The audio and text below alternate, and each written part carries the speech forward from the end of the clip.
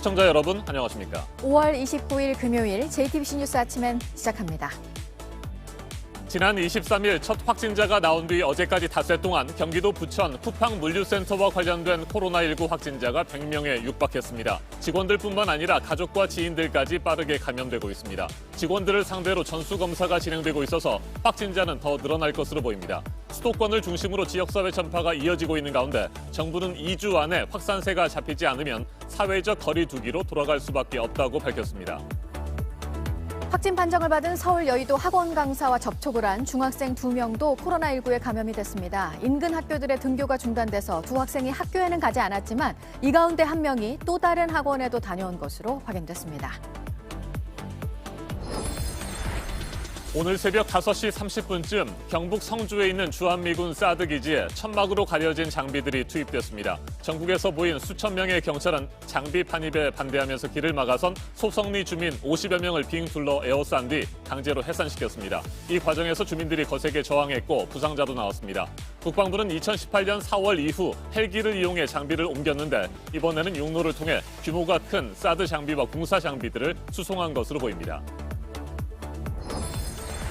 코로나19로 수출과 내수 모두 어려워지면서 한국은행이 올해 우리 경제가 마이너스 성장을 할 것으로 전망했고 현실화된다면 외환위기 이후 22년 만입니다. 코로나 상황에 따라 마이너스 0.2%보다 경제 성장률이 더 떨어질 수 있다고 한국은행은 내다봤습니다. 기준금리는 역대 최저 수준까지 내려갔습니다. 홍콩의 자치권을 사실상 무력화할 수 있는 홍콩 국가보안법이 당초 예정대로 어제 중국 전국인민대표대회를 통과했습니다. 캐리람 홍콩 행정장관은 환영의 뜻을 나타냈고 홍콩 시민들과 범민주 진영은 강하게 반발했습니다. 미국과 영국, 캐나다, 호주는 홍콩 국가보안법이 한 국가 두 체제, 일국 양제를 훼손하고 홍콩인의 권리를 보호하겠다는 중국의 약속을 저버리는 것이라며 비판 성명을 공동으로 발표했습니다. 미국은 아직까지 구체적인 대응 조치를 발표하지 않았습니다. 2018년 지방선거를 앞두고 뇌물을 받은 혐의에 송초로 울산시장 측 선거대책본부장에 대한 구속영장이 기각됐습니다. 뇌물을 준 혐의를 받는 업체 대표도 구속을 피했습니다. 경기도 부천 쿠팡물류센터와 관련된 코로나19 확진자가 100명에 육박했습니다. 첫 환자 발생 이후 어제까지 불과 닷새 만입니다. 감염자가 급속히 늘고 있는데 문제는 앞으로도 더 많은 사람이 확진 판정을 받을 가능성이 매우 높다는 겁니다. 하루 신규 환자 수도 4월 초 이후 처음으로 70명을 넘어서는 등 지역사회 감염이 심상치 않습니다. 네, 일을 하는 곳에서 감염이 된 확진자가 가족이나 지인에게 이 코로나19를 옮기는 사례가 지금 잇따르고 있습니다. 대책에 나선 정부가 앞으로 2주 동안 수도권에 있는 시설들의 방역을 강화하기로 했는데요. 2주라는 이 기간 안에 전파를 막지 못한다면 사회적 거리 두기로 다시 돌아갈 수 있다는 게 정부의 방침입니다. 강버들 기자가 보도합니다. 부천 쿠팡 물류센터발 코로나19 확산이 이어지고 있습니다. 어제 0시 69명, 오전 11시 82명이던 확진자는 12시간 사이 다시 14명이 늘어 96명이 됐습니다. 특히 부천시에서만 물류센터 직원과 그 가족 등 최소 8명이 늘어 부천시는 오후 내내 연거푸 쿠팡 관련 확진자 추가 소식을 알렸습니다.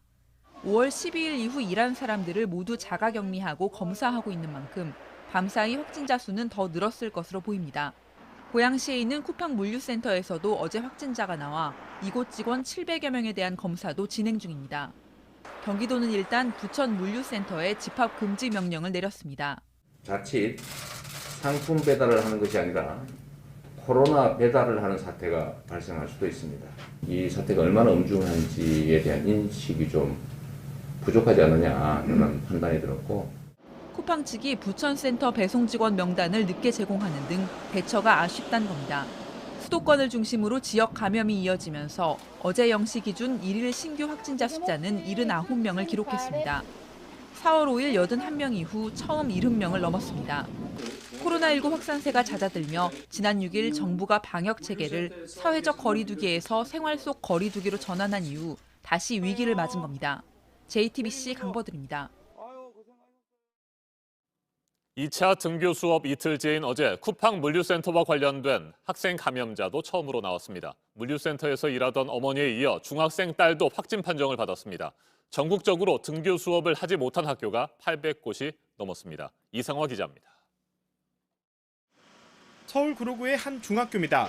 이 학교 1학년 학생 1명이 코로나19 확진 판정을 받았습니다. 이 학생의 어머니는 부천 쿠팡 물류센터에서 일하다 감염됐습니다. 쿠팡에서 시작한 첫 학생 감염입니다. 해당 학교를 비롯해 인근 학교와 유치원도 등교를 중지했습니다. 계속 이렇게 막연한 상황에서 연장만 되고 있으니까 하염없이 기다리는 상황만 되고 있으니까 조금 답답하고 안타까운 마음. 서울 여의도에 있는 학교들은 등교한 학생들을 점심 식사 후 돌려보냈습니다. 인근 학원에서 강사 1명이 확진 판정을 받으면서 내린 조치입니다. 내일은 일단 온라인 수업입니다. 월요일은 이제 주말 동안 사태 추이를 지켜보고 필요한 경우 계속할지 말지를 결정할 예정입니다. 강동구의 한 고등학교도 문을 닫았습니다. 어디서 감염됐는지 알 수 없는 학생 확진자가 나왔습니다. 이렇게 등교를 중단하거나 아예 시작하지 못한 곳은 전국적으로 838곳입니다. 서울 117곳, 부천 251곳입니다. 전국적으로 25개 학교 중 한 곳이 확진자가 나오거나 지역사회 감염 우려로 문을 닫았습니다. 학생과 학부모 불안감은 커지지만 정부는 일단 등교 수업을 유지하기로 했습니다. JTBC 이상화입니다. 그동안 사회적 거리두기 차원에서 접촉을 피하기 위해 온라인 주문을 많이 했던 소비자들은 택배를 받아도 되는지 불안해하고 있습니다. 당국은 택배를 통한 감염 가능성을 낮게 보고 있습니다. 쿠팡과 마켓컬리는 확진자가 나온 센터의 물건을 모두 폐기하기로 했습니다. 이주찬 기자가 보도합니다. 5살 아이 엄마인 직장인 김영은 씨는 쿠팡 택배 상자를 분리수거 중입니다. 킹맘이다 보니까 사실 그 온라인 쇼핑에 의지하는 부분이 크거든요. 그래서 주문도 자주 하는 편인데 불안한 건 사실이에요. 조금 그 해당 업체의 주문을 당분간은 조금 자제하려고 하고 있습니다.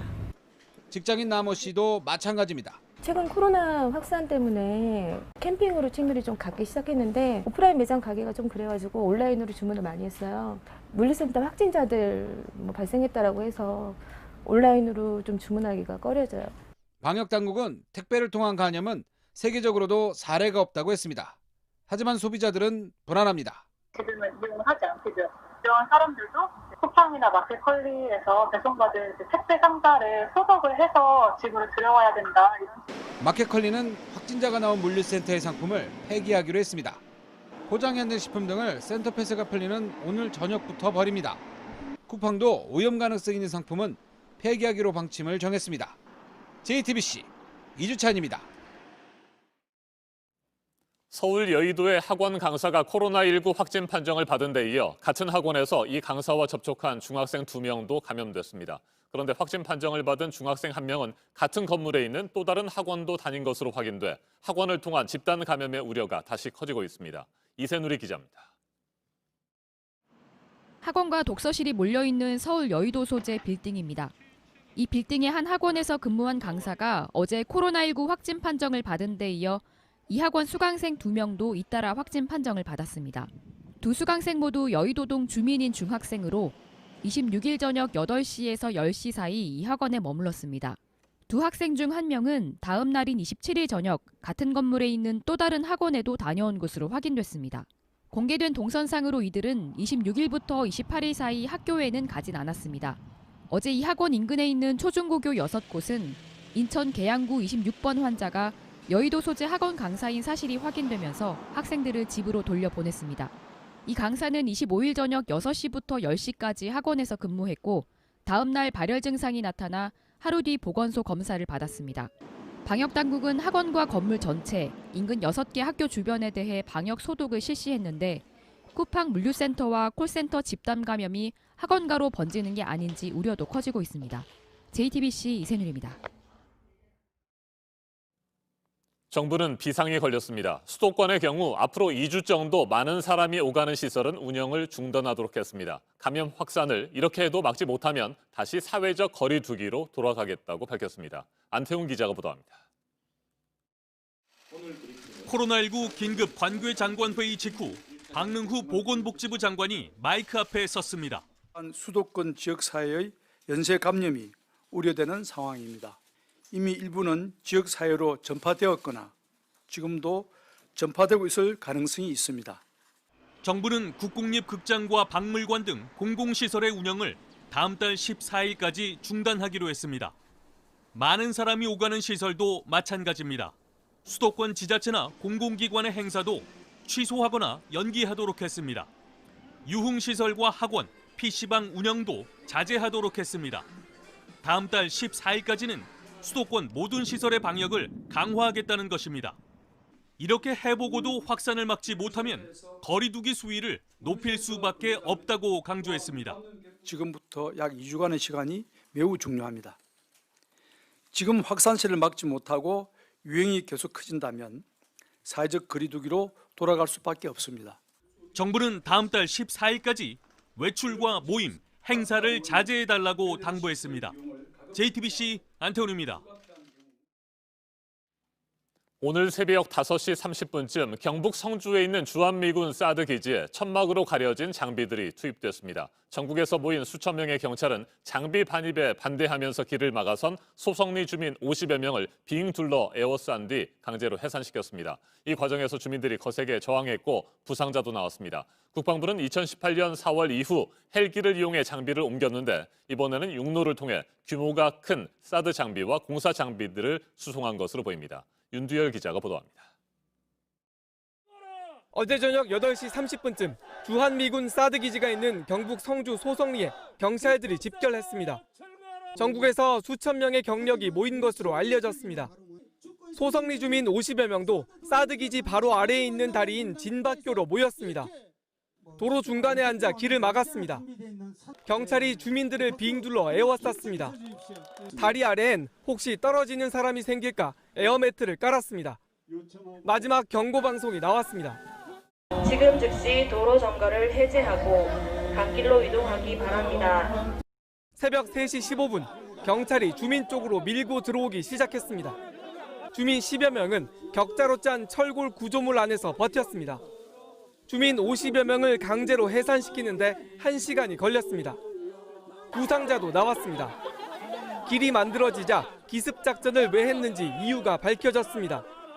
5시 30분 뭔지 알 수 없게 천막 등으로 가린 사드 장비와 공사 장비를 실은 미군 부대 차량이 사드 기지 안으로 들어갔습니다. 지난 2018년 4월 공사 장비를 들이는 과정에서 주민과 큰 충돌이 발생한 이후 국방부는 그동안 헬기를 이용해 장비를 날랐습니다. 하지만 이번엔 헬기로 옮길 수 없는 규모가 큰 사드 관련 장비를 옮기느라 육로 수송이 불가피했던 걸로 보입니다. JTBC 윤두열입니다. 지금 미국에서는 경찰의 과잉 진압에 항의를 하는 시민들의 분노가 들끓고 있습니다. 경찰의 무릎에 목이 눌려 숨진 흑인 남성 사건으로 시작된 시위가 폭동으로 번지고 있습니다. 유엔 인권 대표에서도 이 사건에 대한 비판이 나왔습니다. 부소현 특파원입니다. 상점으로 보이는 건물이 잿더미가 됐습니다. 아직 불이 꺼지지 않은 건물들도 있습니다. 백인 경찰의 무릎에 짓눌려 숨진 조지 플로이드 사건에 항의하는 시위대가 곳곳에서 경찰과 충돌했습니다. 돌을 집어던지는 시위대에 경찰은 최루탄과 고무탄을 발사했습니다. 일부 시위대는 대형 마트와 상점의 문을 부수고 난입해 물건을 약탈했습니다. 미니애폴리스에서 시작된 폭력 시위는 다른 도시로도 번졌습니다. 로스앤젤레스에서는 고속도로를 막고 시위를 벌이던 사람들이 경찰차 2대를 공격했습니다. 멤피스에서도 시위대와 경찰이 충돌해 2명이 체포됐습니다. 트럼프 대통령이 법무부와 연방수사국 FBI에 조사를 지시한 가운데 유엔 인권 최고 대표는 이번 사건을 비판하며 미국 당국의 재발 방지 대책을 촉구했습니다. 미첼 바첼레트 대표는 과도한 무력 사용에 의존하는 경찰관을 기소하고 유죄가 선고돼야 한다고 강조했습니다. 로스앤젤레스에서 JTBC 부소연입니다. 우리 돈으로 3조 원대의 돈 세탁에 가담을 했다는 혐의로 미국이 북한과 중국인 30여 명을 재판에 넘겼습니다. 세탁된 돈은 북한 은행으로 흘러들어가서 핵무기 프로그램을 지원하는 데 쓰인 것으로 미국 법무부는 봤습니다. 북한이 제재를 위반해 미국이 기소를 한 사건 가운데 가장 큰 규모인 것으로 전해졌습니다. 이세누리 기자입니다. 미 법무부가 25억 달러, 우리 돈 3조 1천억 원 규모의 불법 자금을 세탁한 혐의로 북한인과 중국인 33명을 기소했다고 외신들이 보도했습니다. 33명 가운데 북한 국적은 28명, 중국인은 5명입니다. 워싱턴 포스트는 미국이 북한의 제재 위반으로 기소한 사건 가운데 최대 규모라고 전했습니다. 미 법무부는 세탁한 자금이 북한의 대표적인 외환은행인 조선무역은행을 통해 대량 살상무기 WMD 프로그램 지원에 들어간 것으로 판단했습니다. 조선무역은행 전직 총재인 고철만과 김성의, 또 이 은행 전직 부총재 2명과 함께 비밀 지점을 운영한 걸로 알려진 한기송도 공소장에 이름이 올랐습니다. 유엔 회원국은 2016년부터 북한의 은행 지점을 쫓아내야 하지만 중국 베이징과 선양에선 여전히 운영되고 있다는 점을 보여준다고 외신들은 설명했습니다. 이날 마크밀리 미 합참 의장은 전 세계 미군과 국방부 직원이 지켜보는 화상회의에서 러시아와 중국, 북한에서 매일 일어나는 일과 다른 모든 위협에 대해 계속 주의를 기울이며 준비태세를 갖추라고 강조했습니다. JTBC 이세윤입니다. 세계 곳곳을 흔들어 놓은, 그리고 언제 완전히 지나가 버리게 될지 또 모르는 이 코로나19 사태. 다른 나라에 갈 수도, 또 한 나라 안에서 다른 마을이나 도시로 자유롭게 다닐 수가 없게 된 상황이죠. 코로나의 여파를 그대로 느끼게 해주는 한 영상이 전 세계 사람들의 마음을 울렸습니다. 박현주 기자가 전해드립니다. 아기는 엄마가 어떤지 모릅니다. 자신과 엄마가 왜 기차역 바닥에 있는지도 모를 것 같습니다. 다만 엄마 곁을 떠나지 않습니다. 엄마가 덮고 있는 담요를 자신도 한번 뒤집어 써봅니다. 아무래도 엄마가 움직이지 않자 흥미를 잃었는지 뒤돌아서 아장아장 걸어도 가봅니다. 스피커를 타고 나오는 안내방송은 끊이질 않는데 아기와 엄마 사이엔 침묵만 흐릅니다. 아기는 아무것도 모르지만 세상 사람들은 알게 됐습니다. 인도 북부 비하르주의 한 기차역에서 숨진 엄마가 수위로 담요를 덮고 있다는 사실입니다. 엄마와 아기는 인도 서부 라자스탄주에서 출발한 귀향 열차를 타고 이곳까지 왔습니다. 엄마는 코로나19로 봉쇄령이 내려진 마을에서 일자리를 잃고 고향으로 돌아가다 결국 목숨을 잃었습니다. 아내는 서럽게 흐느낍니다. 더 이상 운전을 계속할 수가 없습니다. 고향 땅 말레이시아에 있는 남편이 숨졌다는 소식을 지금 막 들었기 때문입니다. 아내는 이곳 싱가포르에서 버스 운전기사로 일하고 있습니다.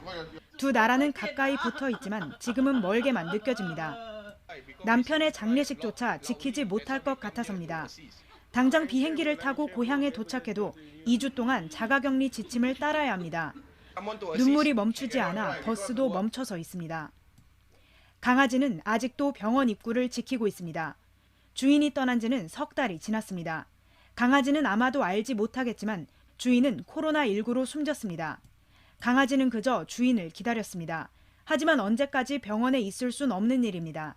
병원은 강아지를 동물보호센터로 보냈습니다.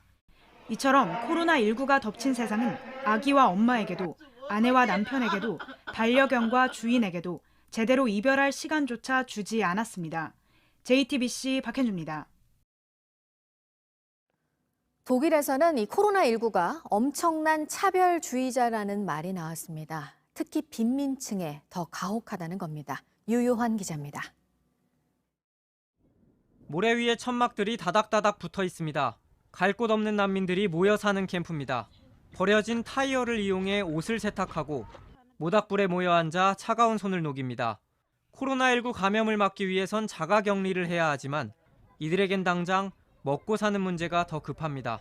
Hygiene items like soaps are not necessarily the priority when you have little money. You will still start feeding your children before buying a soap. 독일 보건당국이 난민 6,083명에 대해 코로나 검사를 진행한 결과 1,367명이 감염됐습니다.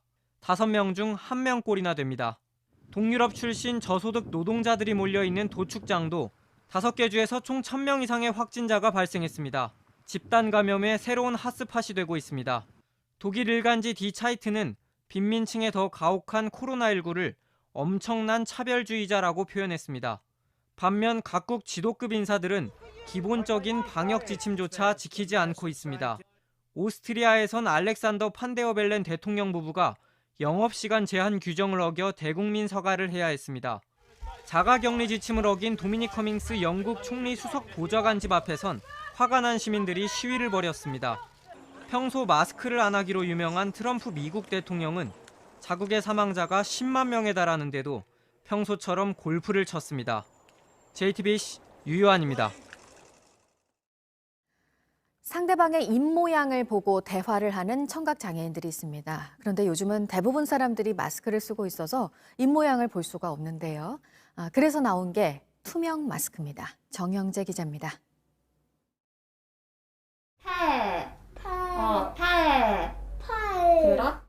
선생님의 입모양을 보고 소리를 따라내는 5살 김시우 양.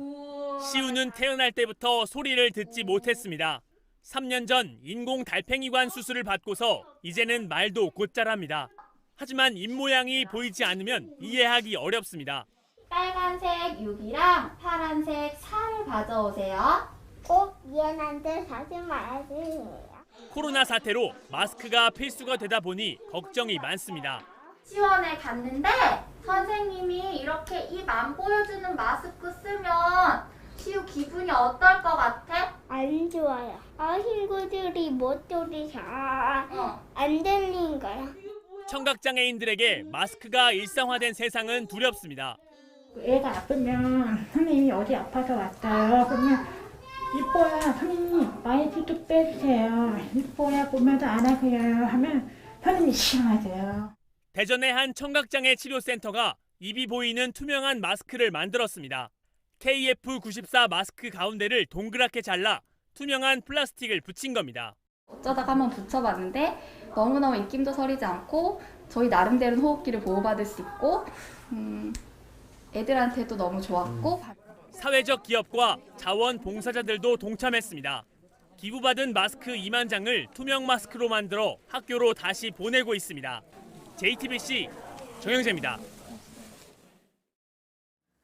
코로나가 크게 번지면서 봉쇄령을 잇따라 내렸던 유럽 나라들에서는 요즘 이제는 조치들을 차차 풀고 일상으로 돌아가려고 하고 있습니다. 영국과 프랑스에서 발표가 된 조치가 있습니다. 박지윤 기자입니다. 영국 정부는 다음 달 1일부터 야외에서 6명까지 만남을 허용한다고 밝혔습니다. We will now allow people to meet in gardens and other private outdoor spaces. 2m 거리가 유지된다면 정원 등에서 바베큐 파티도 가능합니다. These changes mean that friends and family can start to meet their loved ones. 영국 정부는 현지 시간 24일 학교 등교도 다음 달부터 순차적으로 풀겠다고 밝힌 바 있습니다. On Monday, we will start to put this right in a safe way by reopening nurseries and other early years settings and reception year 1 and year 6 in primary schools. 야외 시장도 문을 열고 백화점은 6월 15일부터 손님을 맞습니다. 프랑스의 음식점과 카페 주점도 석 달 만에 문을 엽니다. Compte tenu de l'évolution de la crise sanitaire, les restaurants, bars et cafés pourront ouvrir dans tous les départements à partir du 2 juin. 단 1m 거리는 유지돼야 됩니다.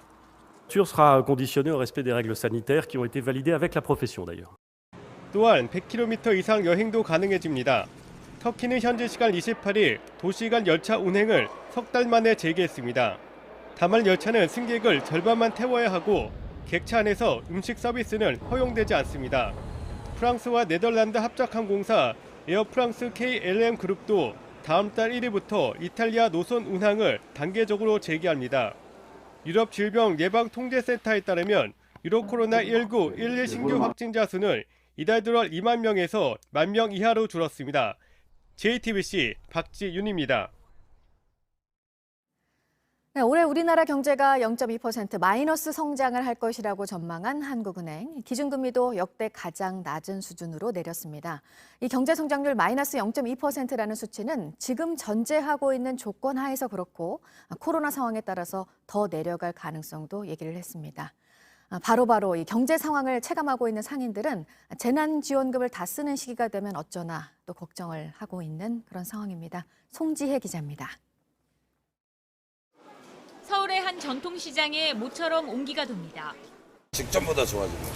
재난카드를 좀 많이 쓰시죠. 그러니까 매상에 한 20-30%는 재난지원금이라고 부르겠다. 하지만 재난지원금 효과가 떨어지면 다시 살림이 팍팍해질 거란 우려도 큽니다. 좋아져야 되는데 코로나가 아직 안 끝난다니까 그게 제일 걱정이에요. 전망은 좀 어둡잖아요 지금. 기간 끝나면은 아마 좀 힘들 것 같아 보입니다. 한국은행은 올해 우리 경제 성장률을 마이너스 0.2%로 전망했습니다.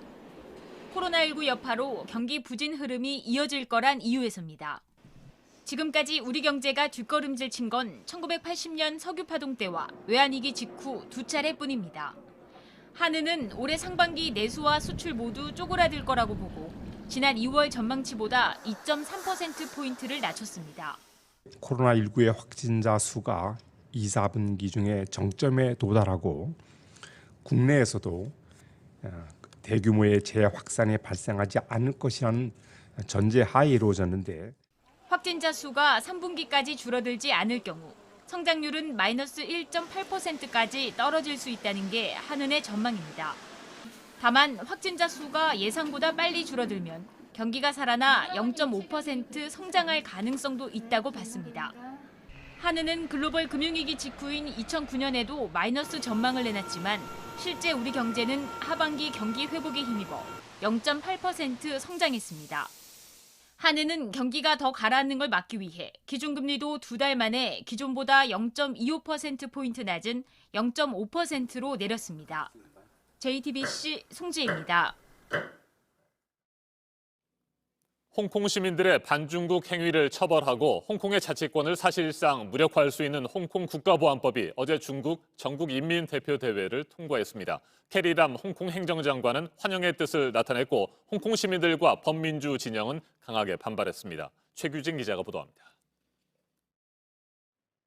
중국 전국인민대표회의가 어제 홍콩 국가보안법 초안을 통과시켰습니다. 지난해 11월 홍콩 내 반정부 시위 이후 전면 통치권을 행사하기로 한 지 6개월 만입니다. 표결 참여자 전체 2,885표 중 반대 1표, 기권 6표라는 압도적인 찬성으로 가결됐습니다. 会议作出了关于建立健全香港特别行政区维护国家安全的法律制度和执行机制的决定。 홍콩보안법엔 중국 정부가 홍콩에 정보기관을 세워 반중국 행위를 막는 내용이 담겼습니다. 반중 인사뿐 아니라 단순 시위 참가자까지 처벌 대상도 확대됐습니다. 한 국가 두 체제, 이른바 일국양제를 지키면서 홍콩을 안정시키는 법안이란 게 중국 정부의 입장입니다. 当通过的有关维护国家安全的决定，得表明要实行国两制，行稳致远，融入香港长期发展。 이번에 통과된 홍콩 보안법은 중국 상무위를 거쳐 이르면 7월부터 발효됩니다. 캐리람 홍콩 행정장관은 빠른 시일 내에 입법 작업을 마치겠다며 환영 성명을 냈습니다. 홍콩 시민들과 범민주 진영은 자치권을 빼앗긴 것이라며 강력히 반발했습니다. 그러면서 국제사회가 나서 홍콩 보안법 폐지를 촉구해달라고 호소했습니다. Sanction is not exist in aim only. Partial sanction, embargoes, or even freeze the separate economic entity in Hong Kong would also be the. 홍콩 민주화 시위대는 다음 달 4일 천안문 사태 기념일과 9일 송환법 반대 1주년에서 대규모 시위를 예고했습니다. JTBC 최규진입니다. 중국이 당초 계획대로 홍콩 국가보안법 제정을 밀어붙이자 국제사회는 강한 우려의 뜻을 나타냈습니다. 미국과 영국, 캐나다, 호주는 홍콩 국가보안법이 한 국가 두 체제, 일국 양제를 훼손하고 홍콩인의 권리를 보호하겠다는 중국의 약속을 저버리는 것이라며 공동으로 비판 성명을 발표했습니다. 미국은 아직까지 구체적인 대응 조치를 발표하지 않고 있습니다. 트럼프 대통령은 우리 시간으로 오늘 밤이나 내일 새벽쯤 중국 관련 기자회견을 열겠다고 밝혔습니다. 워싱턴을 연결합니다. 박현영 특파원, 우선 말이죠. 미국을 비롯한 4개국이 발표한 공동 성명, 어떤 내용들이 담겨 있는지 궁금합니다. 네, 미국과 영국, 캐나다, 호주 4개국 외무장관이 중국의 홍콩 국가보안법 통과 5시간 뒤에 공동 성명을 발표했습니다. 네 나라는 성명에서 중국의 보안법은 일국 양제 체제를 훼손하며 중국이 국제 의무를 준수하고 홍콩인의 권리를 보호하겠다고 한 약속을 저버리는 것이라고 비판했습니다. 또 중국 정부에 대해서는 홍콩 정부와 홍콩 주민과 협력해 상호 수용할 수 있는 합의를 도출하라고 촉구했습니다. 네, 현재로서는 미국 트럼프 행정부가 중국에 대해서 어떤 조치를 취할지에 가장 큰 관심이 쏠리는 상황 아니겠습니까? 네, 트럼프 행정부는 아직 중국에 대한 보복 또는 제재 조치를 발표하지 않았습니다. 트럼프 대통령은 이곳 시간으로 내일 중국 문제와 관련한 기자회견을 하겠다고 밝혔습니다. 한국 시간으로는 금요일 늦은 밤이나 토요일 새벽이 될 것으로 보입니다. 이 자리에서 미국의 대응 방안을 밝힐 것으로 보입니다. 미 국무부가 의회에 홍콩이 더 이상 중국으로부터 자치를 누리지 못하고 있다고 보고한 만큼 미국이 홍콩에 부여해온 특별 지위를 일부 철회할지 주목됩니다. 관세, 무역, 금융, 비자 발급에 있어서 중국 본토와 별도로 홍콩을 대우한 건데 이를 거둬들일 경우 아시아 무역 금융 중심지로서 홍콩의 역할은 크게 흔들리게 됩니다. 하지만 홍콩의 특별 지위를 박탈할 경우 미국 기업도 타격을 입기 때문에 신중을 기할 것이라는 관측도 나옵니다. 레리 커들로 백악관 국가경제위원장은 중국이 큰 실수를 저질렀다면서 필요하면 홍콩은 중국과 같은 방식으로 대우받아야 할 수도 있다고 말했습니다. 네, 미국은 이 문제를 유엔 안전보장이사회에 제기하겠다는 방침이죠. 네, 미국은 현지 시간 27일, 그러니까 홍콩 보안법 표결 전날 이 문제와 관련해 유엔 안보리 소집을 요구했지만 중국이 거부했습니다. 유엔 주재 미국 대표부는 이 사안이 국제 평화와 안보와 관련된 긴급한 글로벌 우려 사안이라고 주장했지만 장쥔 유엔 주재 중국 대사는 순수한 국내 내정 문제며 안보리 임무와 무관하다고 반박했습니다. 자, 그리고 미국에서 코로나19 사망자가 결국 10만 명을 넘어섰습니다. 트럼프 대통령 하루 지나서 입장을 발표했다고요? 네, 미국 코로나19 사망자는 현지 시간 27일 10만 명을 넘어섰습니다. 1월 22일 첫 확진자가 나온 지 4개월여 만입니다. 트럼프 대통령은 하루가 지난 오늘 트위터에 올린 글에서 매우 슬픈 이정표에 다다랐다고 말했습니다. 그러면서 중국으로부터 온 매우 나쁜 선물이 돌아다니고 있다. 좋지 않다며 중국 책임론을 다시 제기했습니다. 네, 코로나19 사태로 인한 미국의 경제 충격도 끝으로 살펴보죠. 당초 발표했던 것보다 충격이 더 큰 것으로 나타났습니까? 그렇습니다. 미국의 1분기 경제 성장률이 당초 발표보다 더 떨어진 것으로 나타났습니다. 미 상무부는 1분기 GDP 증가율이 마이너스 5.0%를 기록했다고 수정 발표했습니다. 지난달 발표한 속보치 마이너스 4.8%보다 0.2%포인트 내린 겁니다. 미 노동부는 지난주 신규 실업수당 청구 건수가 212만 건으로 집계됐다고 발표했습니다. 3월 중순 자택 대기명령 실시 이후 10주 동안 미국에서 일자리를 잃은 사람은 모두 4,100만 명에 달합니다. 하지만 2주 이상 실업수당을 청구하는 계속 실업수당 청구 건수는 감소했습니다. 5월 둘째 주에 2,110만 건이었는데 그 전주보다 386만 건 줄었습니다. 경제활동이 다시 시작되면서 근로자들이 일터로 복귀하기 시작했다는 신호입니다. 워싱턴에서 JTBC 박현영입니다. 네, 확진자가 병원에 다녀갔다고 하면 더 긴장을 하게 되죠. 서울 강동 경희대병원에 확진자가 다녀갔다고 해서 또 이 병원이 비상입니다. 보도국 연결해서 알아보도록 하겠습니다. 이재승 기자, 중환자실 앞 복도에 머물렀다고요? 네, 이 서울 강동구는 상일동에 있는 강동 경희대병원에 코로나19 확진자가 다녀갔다며 동선을 공개했습니다. 인천에서 발생한 확진자인데 지난 25일 오전 10시 54분부터 11시 23분까지 30분가량 병원에 머물렀습니다. 자가용으로 병원 주차장에 도착한 뒤 중환자실 앞 복도에 들렸는데 이때 병원 의사 2명과 접촉했습니다. 당시 3사람은 마스크를 쓰고 있었습니다. 이 환자와 접촉한 의사 2명은 코로나19 음성 판정을 받았지만 병원 의료진이 감염되면 집단 감염으로 이어질 수 있기 때문에 2주간 자가격리에 들어갔습니다. 네, 일본에서도 이 코로나 신규 확진자가 크게 늘었다고요? 네, 일본에선 코로나19 확진자가 어제 하루 63명이 새로 확인됐습니다. 수도 도쿄에서만 15명이 신규 확진됐습니다. 누적 확진자는 17,471명으로 늘었다고 일본 NHK가 보도했습니다. 사망자는 13명 늘어서 895명이 됐습니다. 일본의 하루 신규 확진자가 50명을 넘은 것은 이달 16일에 이어서 12일 만입니다. 일본 정부는 지난 25일 코로나19 긴급 사태를 완전히 해제했는데 불과 며칠 만에 감염 재확산 우려가 커지는 상황입니다. 이어서 대만이 미국으로부터 또다시 미사일 수입을 추진하기로 했다는 소식입니다.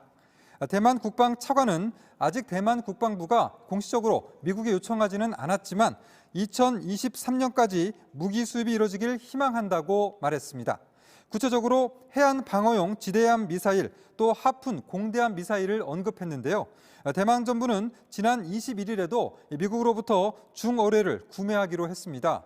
또 지난해 7월과 8월에도 미국산 전차와 스팅어 미사일이 대만에 판매되기로 하면서 중국에 강한 반발을 불렀습니다. 이 밖에 새로운 소식은 8시 이후에 다시 연결해서 전해드리겠습니다. 지금까지 아침엔 지금 JTBC 이재승입니다. 이번에는 오늘 아침 체크해봐야 할 뉴스들을 분야별로 살펴보겠습니다. 먼저 정치 분야입니다. 문재인 대통령이 어제 여야 원내대표와 오찬 회동을 했습니다. 협치를 위해서 앞으로 현안이 없더라도 정기적으로 만나 이야기하자고 제안했습니다. 주호영 미래통합당 원내대표가 정무장관 신설을 제안했고 문 대통령은 내부 검토를 지시했습니다. 유엔군 사령부가 어제 우리 해병대와 함께 한강 하구에서 훈련을 했습니다. 구체적인 훈련 내용은 밝히지 않았습니다. 최근 한강 하구에서 불법으로 조업하는 중국 어선들에 대한 단속 작전과 관련이 있는 것으로 전해졌습니다. 이양호 전 국방부 장관이 어제 83세 나이로 세상을 떠났습니다. 공군 출신으로 처음 합참의장에 오른 뒤 1994년부터 1년 10개월 동안 국방부 장관을 지냈습니다. 소비를 더 늘리기 위해서 정부가 대규모 세일 행사를 다음 달 말부터 2주 동안 엽니다. 다음 달 26일부터 7월 12일까지로 매해 하반기에 열렸던 코리아 세일 페스타를 상반기에도 여는 겁니다. 서울 남대문 시장을 중심으로 전국 지자체에서 순차적으로 진행이 될 예정입니다. 부산 경남 레미콘 노조의 파업이 노사가 전격적으로 합의를 하면서 2주 만에 끝났습니다. 가장 큰 쟁점이었던 운송 단가를 5만 원으로 올리기로 했습니다. 오늘부터 다시 정상 가동이 시작이 됩니다. 지난해 적자를 기록한 일본 닛산 자동차가 우리나라에 진출하고 16년 만에 철수를 하기로 했습니다. 해외 시장에서 선택과 집중을 하겠다는 전략입니다. 인도네시아 공장도 폐쇄를 하고 중국과 북미 시장을 핵심 시장으로 사업을 유지하겠다는 계획입니다. 계속해서 사회 분야 뉴스입니다. 수도권 자율형 사립고등학교와 국제고등이 정부의 자사고 일괄 폐지 방침에 반발하면서 헌법 소원을 제기했습니다. 교육부가 2025년 모든 외국어 고등학교와 국제고, 자사고를 일반고로 바꾸기로 한 것에 대해 헌법상 보장된 사립학교 운영의 자유와 기본권을 침해하는 것이라고 주장했습니다. 경남 김해시에서 60대 남성이 불법으로 고양이 번식장을 운영하다가 적발됐습니다. 비닐하우스를 개조한 열악한 시설에서 고양이 100여 마리를 키워 인터넷 등을 통해 판매했습니다. 경찰은 동물 학대가 있었는지 수사할 예정입니다. 수백억 원대 횡령과 배임 혐의로 항소심에서 징역 2년 6개월을 선고받은 이중근 부영그룹 회장이 법원의 보석 취소 결정에 불복해 석방을 요청했지만 받아들여지지 않았습니다. 이명박 전 대통령이 풀려났을 때와 비슷한 법리를 근거로 제시했지만 재판부가 인정하지 않았습니다. 신라 말이나 고려 초에 만들어진 것으로 보이는 영양현리 5층 모전 석탑이 보물이 됩니다. 돌을 벽돌 형태로 가공해서 쌓은 탑입니다. 각진 위치에 자리한 모서리 돌이 둥글게 처리가 된 게 다른 석탑에서는 없는 특징입니다. 경기도 파주 출판단제대에서 관광객들을 위한 시설은 있는데 이곳에 사는 사람이나 일을 하는 사람들을 위한 시설이 부족하다는 지적이 있었는데요. 복합문화센터가 들어섭니다. 입주시설은 출판도시 내 기업과 노동자들의 수요 조사로 최종적으로 정해집니다. 걸그룹 블랙핑크와 팝스타 레이디 가가가 함께 부른 노래가 공개가 됐습니다. 레이디 가가 정규 앨범에 들어간 노래로 오늘 앨범이 나옵니다. 미래한국당과 합당을 한 미래통합당이 첫 공식 행사로 오늘 당선인 총회를 엽니다. 통합당 1호 당론 법안도 오늘 이 자리에서 논의가 될 예정입니다. 김학의 전 법무부 차관을 별장에서 접대한 혐의를 받는 건설업자 윤중천 씨 항소심 선고가 오늘 나옵니다. 지난해 1심에서는 별건으로 수사한 내연녀 사기 혐의 등으로만 징역 5년 6개월을 선고받았습니다. 항소심에서 검찰은 징역 13년을 구형했습니다. 오디션 프로그램에서 시청자 투표를 조작한 혐의를 받는 제작진에 대해서는 1심 선고가 오늘 나옵니다. 안준영 PD와 김용범 CP에 대한 검찰 구형은 징역 3년이었습니다. 분야별 뉴스들 체크해드렸습니다. 날씨도 체크해드립니다. 오늘 맑은 하늘이 예상됩니다. 낮에는 내륙을 중심으로 25도 이상 오르면서 덥겠습니다. 오늘도 서해안을 중심으로 안개가 낄 것으로 예상됩니다. 출근하실 때 교통안전에 유의하셔야겠습니다. 주말인 내일은 오늘보다 더 덥겠습니다. 광주 28도, 대구 29도로 30도 가까이 오르는 곳도 있겠습니다. 현재 기온은 서울 15도, 대전 16도로 서쪽 지방은 어제와 비슷하거나 높고 강릉 15도, 부산 16도로 동쪽 지방은 어제와 비슷하거나 조금 낮습니다. 낮 최고 기온은 서울 27도, 대전 28도, 광주와 대구 29도로 어제보다 2도에서 3도가량 높아서 덥겠습니다.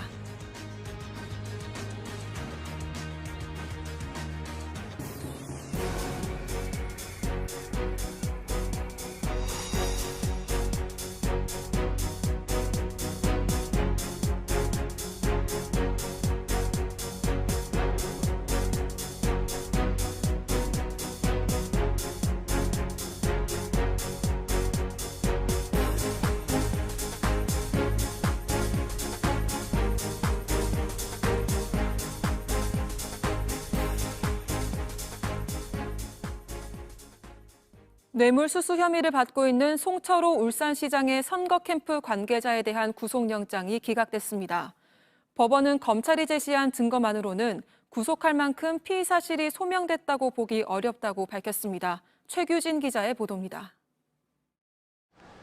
법원은 사전 뇌물수수 혐의 등을 받는 송철호 울산시장 측 선거대책본부장 김모 씨의 구속영장을 기각했습니다. 검찰이 적법하게 수집한 증거만으론 피의 사실이 소명됐다고 보기 어렵다는 이유입니다. 김 씨에게 뇌물을 건넨 혐의를 받는 중고차 매매업자 장모 씨에 대한 영장도 기각했습니다. 앞서 검찰은 2018년 지방선거를 앞두고 수천만 원을 주고받은 혐의로 이들을 체포해 구속영장을 청구했습니다. 장 씨가 송 시장의 당선을 예상하고 사업 청탁을 위해 선거 캠프 측에 뇌물을 건넸다는 취지입니다. 영장 심사에서 김 씨와 장 씨 측은 당시 송 시장과 함께 만난 적은 있지만 금품이 오간 사실은 없다며 혐의를 부인했습니다. 송 시장 측도 선거 당시 불법 정치 자금을 받은 사실이 없다고 주장했습니다. 그러면서 청와대 선거 개입 수사에 이어 검찰이 별건 수사를 하고 있다고 비판했습니다. 검찰은 영장 기각 사유를 분석한 뒤 보강 수사를 통해 구속영장 재청구 여부를 검토한다는 계획입니다. JTBC 최규진입니다. 어제 오후 6시쯤 경기도 이천시 송정동에 있는 한 타조 농장에서 타조 한 마리가 탈출했습니다. 소방당국은 타조가 도망쳤다는 농장 주인의 신고를 받고 출동해서 타조를 포획했다고 밝혔습니다. 어제 오후 4시 30분쯤 울산시 울주군에 있는 강양 사거리에서 덤프트럭 등 차량 석 대가 충돌했습니다. 이 사고로 승용차 운전자 50대 여성이 크게 다치는 등 운전자 3명 모두 부상을 입었습니다. 경찰은 운전자와 목격자 등을 상대로 정확한 사고 경위를 확인하고 있습니다. 검찰이 어제 부하 직원을 성추행한 혐의로 오거돈 전 부산시장에 대해 사전 구속영장을 청구했습니다. 경찰이 이날 강제추행 혐의로 신청한 구속영장을 검찰이 곧바로 청구한 겁니다. 오전 시장에 대한 영장실질심사는 이르면 다음 달 1일에 열릴 것으로 보입니다.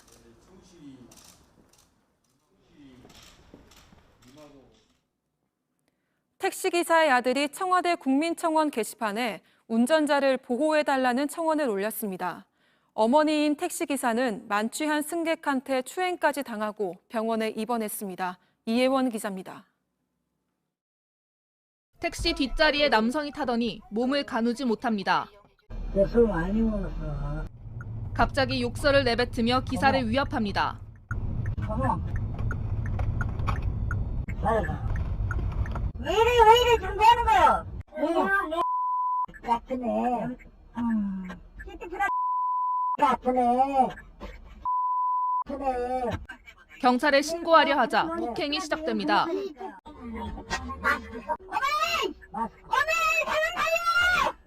얼굴을 힐끗 보더니 여자야? 야, 너 친구해! 여성 기사인 걸 알고 추행까지 한 겁니다. 계속 경찰에 전화를 하자 입을 막고 머리를 때립니다. 출동한 경찰이 현행범으로 체포한 후 상황은 끝났습니다. 입 때리니까 이제 마스크가 벗어지잖아요. 마스크 벗어진 거 마스크 쓰라고 주워주면서 손이 앞에까지 밑에까지 쭉 내려왔었어요. 가족들은 분통을 터뜨립니다. 저는 오늘 죽은 줄 알았어요. 한 2, 3분 목졸림을 당한 것 같거든요. 멍들었다고요. 목에도 자국이 좀 남아있고 빨갛게. 아들이 운전자를 보호해달라며 올린 국민청원엔 하루 만에 3만 명 넘게 동참했습니다. 경찰은 남성을 불러 조사하려 했지만 남성은 변호사부터 선임하겠다며 출석을 거부했습니다. 경찰은 추가 조사를 한 후 구속영장 신청을 검토할 방침입니다. JTBC 이현입니다. 맞짱 토론 시간입니다. 오늘은 21대 국회 개원을 이틀 앞둔 어제 진행된 문재인 대통령과 여야 원내대표의 오찬 회동 집중적으로 살펴보겠습니다. 당권 경쟁에 섬하면서 고강도 쇄신에 들어간 미래통합당의 상황도 짚어보겠습니다. 먼저 출연자들을 소개해드립니다. 차재원 부산 가톨릭대 특임교수 나오셨습니다. 안녕하세요. 네, 안녕하십니까? 최영일 시사평론가입니다. 안녕하세요. 네, 안녕하세요. 문재인 대통령과 더불어민주당 김태년 원내대표, 미래통합당 주호영 원내대표가 어제 청와대 상춘제에서 만났습니다. 예정 시간을 훌쩍 넘겨 2시간 반 가까이 대화를 나눴습니다. 21대 국회 개원을 앞두고 협치에 첫 걸음을 뗐다는 평가가 나옵니다. 하지만 고위공직자범죄수사처 출범과 3차 추경 등 주요 현안을 놓고서는 의견이 엇갈렸습니다. 토론 시작하겠습니다. 어제 문재인 대통령과 여야 원내대표 웃으면서 만났고 웃으면서 헤어졌습니다. 분위기는 전반적으로 좋았지 않습니까? 네네, 훈훈한 분위기였죠. 네. 그래서 어제 사실은 오찬 회동 어떻게 보셨습니까? 예, 이게 이 여야가 네. 대통령과 만나는 게 1년 6개월여 만입니다. 네. 상당히 오랜 기간 공백이 있었고요. 20대 국회 마무리도 사실은 이제 시끄러운 편이었고 21대 국회 개원도 지금 기대 반 우려 반이 섞인 가운데 네. 아주 절묘한 타이밍이었습니다. 이 만남은 이루어져야만 했던 만남이고요. 어제 분위기는 저는 이 주호영 통합당 원내대표가 굉장히 전략적으로 잘 대응을 했다. 네. 전반적인 분위기는 훈훈하게 협치에 대한 공감대는 형성을 했고요. 다만 다양한 의제를 논의했는데 이 대부분 그동안 기존의 통합당이 반대해왔던 문제에 대해서는 큰 진전을 이루지 못했습니다. 하지만 뭐 얼굴을 붉힌다든가 네. 고성이 오간다든가 또 이 대통령과 여야 원내대표 서로 면전에서 좀 듣기 불편한 이야기가 나오는 과거의 사례는 거의 사라진 것 같아요. 상당히 부드럽고 세련된 소통을 통해서 이제 앞으로 문제를 풀어갈 수 있는 문을 열었다는 점에서는 저는 절차적, 형식적 차원에서는 한 걸음 진보했다. 문제는 이제 앞으로 어떻게 내용을 만들어낼 것이냐에 대한 협치의 실제적 내용, 성과 이 부분에 대해서는 더 우리가 이제 노력을 해야 될 것 같고요. 또 국민적인 시선이 압박을 가할 것이다 이렇게 생각을 합니다. 네, 대통령과 여야 원내 수장의 회동 566일 만에 열린 겁니다. 차 교수님 어떻게 보셨어요? 뭐 저도 뭐 같은 생각인데요. 사실 뭐 21대 국회에서 그러니까 무엇보다도 상생과 협치라는 가치가 상당히 소중하지 않습니까? 그런 측면에서 봐서는 좋은 첫 단추를 깬 것이 아닐까 하는 생각이 듭니다. 일단 형식상으로 지금 어제 만난 시간이 156분이에요. 네. 이 4년 전에 그 20대 국회 개원을 앞두었을 때 당시 박근혜 대통령이 그때는 여야가 그러니까 교수단체가 세 군데였어요. 그렇기 때문에 그리고 그때는 또 이 정책위 의장까지 해서 상당히 많은 숫자가 참석했는데도 불구하고 82분에 그쳤거든요. 그렇다고 한다면 어제는 형식적으로도 약 2배의 시간이 됐던 것이고요. 무엇보다도 사실 이 청와대의 나름대로 그 배려와 경청의 자세가 좀 돋보였던 것이 아닐까 하는 생각이 드는데 불교 신자인 주호영 원내대표를 고려해서 사찰 음식을 대접을 하고 그리고 또 주호영 원내대표가 끝나고 나서 할 말은 다 했다고 했거든요. 네. 그렇다고 하는 이야기는 그만큼 그러니까 청와대나 또 여당이 들으려는 자세를 보였다. 그런 측면에서 본다고 한다면 상당히 어느 정도 또 나름대로 또 조금 진척도 있었어요. 예를 들면 이 주호영 원내대표가 이야기했던 정무장관 문제에 대해서 필요성을 이야기하니까 대통령이 그걸 갖다가 배석한 노영민 비서실장한테 한번 고려를 해봐라 이런 이야기를 하셨다는 거예요. 그렇다고 한다면 어제 문재인 대통령 이야기처럼 시작이 반이라는 측면에서 상당히 의미 있는 첫 출발한 것이라는 그런 생각도 듭니다. 그러나 한편으로는 또 첫 술에 배부르리라는 우리 속담이 있지 않습니까? 뭐 지금 사실 어제 이 원내대표를 아마 추선하면서 대통령 입장에서는 여야정 이제 상설 협의체를 아마 정례적으로 개최하는 부분을 상당히 아마 바랬을 거예요. 그러나 이거 자체가 완전히 그러니까 거의 여야가 합의가 되지를 못했습니다. 네. 그리고 또 여러 가지 뭐 공수처 문제라든지 원전 문제라든지 3차 추경 문제라든지 이런 각종 현안에 대해서도 서로 입장이 엇갈렸습니다. 그렇기 때문에 아직 가야 될 길은 많지만 그럼에도 불구하고 여야 모두 자주 만나고 정기적으로 만나자는 그러한 입장에서 공감을 했기 때문에 저는 소중한 첫걸음을 뗐다 그렇게 평가하고 싶습니다. 네, 20대 국회는 오늘 종료가 되고요. 맞습니다. 21대 국회 임기는 내일부터 시작이 됩니다. 그렇습니다. 이와 관련해서 문재인 대통령 어제 뭐 뼈 있는 농담을 했는데 네네. 국회가 제때 열리고 법안이 제때 처리된다면 제가 업어드리겠다 이런 네. 얘기를 했습니다. 네네. 그런데 뭐 역시 내일 당장 21대 국회가 열리기는 사실상 불가능한 상황이라고 네네, 봐야 맞습니다. 되겠고요. 네. 네, 21대 국회 앞으로 어떻게 전망하세요? 그러니까 지금 이제 법정 시한을 네. 지키느냐 이게 첫 번째 관건이에요. 사실은 6월 8일까지 원구성이 끝나면 21대 국회가 이 법정 시한을 지키면서 개원할 수 있는 가능성이 있습니다. 일주일여의 시간이 남아 있는 거죠. 네. 근데 이제 국회의장단은 사실상 다 꾸려졌습니다. 6월 5일까지 의장단 선출, 출범은 문제가 없어 보이고요. 지금 남아 있는 게 어제 자리에서도 중요한 문제였지만 원구성 문제입니다. 네. 그래서 이제 오늘 날씨가 너무 좋다. 이 날씨처럼 21대 국회도 잘 열렸으면 좋겠다 하는 김태년 원내대표의 네. 말에 이 주호영 원내대표의 응수가 아주 흥미롭습니다. 뭐냐면은 이제 이 김 원내대표가 상임위를 다 고집하지만 않는다면 이렇게 이야기가 됐거든요. 다 가져간다는 네. 말만 안 한다면. 예, 그러니까 민주당이 이런 얘기를 지금 의석 분포의 네. 59%이기 때문에 뭐 사실상 우리가 이 상임위를 다 점해도 네. 문제는 없다라고 지금 이제 압박 공세를 펴고 있어요. 근데 민주당도 사실 상임위를 다 가져가게 하겠습니까? 그런데 가장 핵심적인 지금 이제 법사위와 예결위 이 위원장의 문제를 놓고 압박 공세를 펴는 거고요. 그러면 이제 나머지 이 위원장 중에서 몇 개 위원회를 배분할 테니 주요 이 여당이 원하는 위원회는 넘겨달라는 지금 메시지인 거죠. 근데 주호영 원내대표는 여기서도 이제 아마 조금은 더 밀당을 펼칠 것 같고요. 최종적으로는 그럼 두 개 핵심 이 상임위를 준다면 무엇으로 도울 것인가? 또는 둘 중에 하나를 가져온다면 예결위를 뺏어올 것인가? 법사위를 뺏어올 것인가? 그러니까 법사위 자체에 대한 해석도 어제 여야가 입장이 쫙 갈렸습니다. 법사위는 이게 옥상옥이다. 사실 불필요한 거 아니냐? 없애자는 게 이제 여당의 입장인 거고요. 야당은 그래도 필요하다는 입장인 거거든요. 그렇다면 지금 법사위가 가장 핵심적인 쟁점이 될 것 같은데 제 생각에는 그래도 법정 기한을 준수하는 선에서 이번 주말을 분기점으로 풀릴 것이다. 주호영 원내대표의 또 분위기가 과거 야당과는 좀 다르거든요. 아까 말씀드린 세련도 그리고 국민의 이제 눈을 의식하는 그리고 좀 전향적인 입장의 신사적인 야당의 모습을 추구하는 선에서는 저는 그래도 마지막에 민주당의 압박이 일부는 먹히겠지만 이 야당도 양보하는 모습으로 시작할 가능성은 있다. 이렇게 예견해 봅니다. 네, 차 교수님은 네. 21대 국회 원구성 어떻게 전망하세요?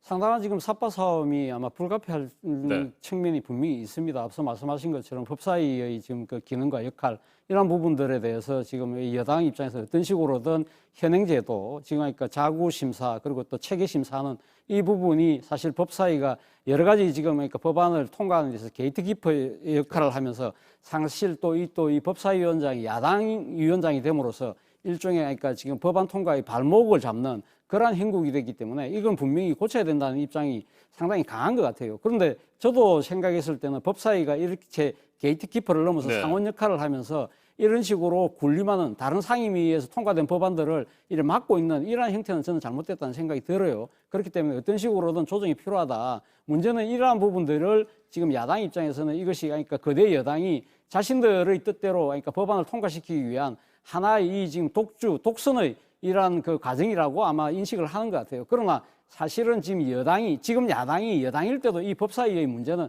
계속적으로 자신들도 그렇게 주장을 해왔던 부분이거든요.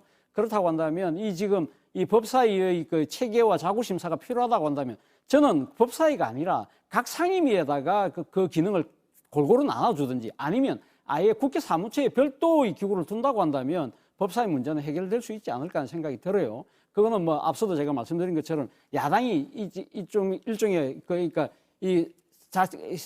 처지가 바뀐다고 생각하면 충분히 받아들일 수 있는 문제라는 생각이 들고요.